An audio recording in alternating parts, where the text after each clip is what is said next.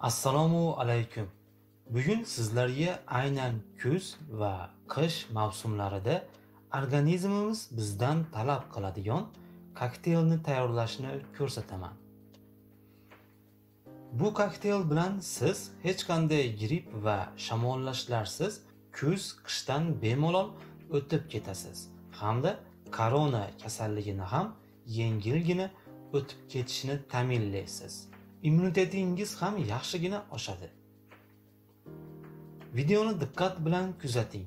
Nimani qancha solyapman, nima solyapman, e'tibor bering va YouTube kanalimizga ham obuna bo'lib qo'ying.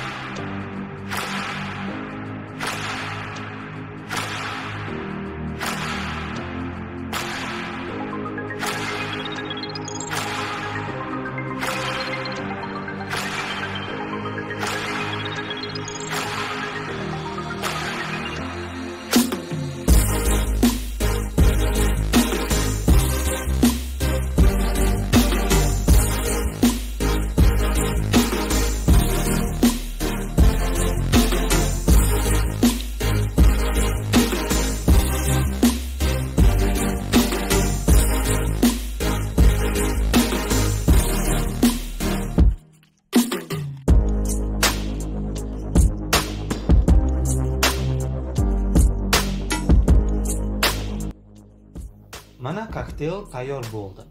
Bu kokteylni bir oyning ichida kamida 2-3 marta ichib turing. Kokteylni hech qanday zarari yo'q.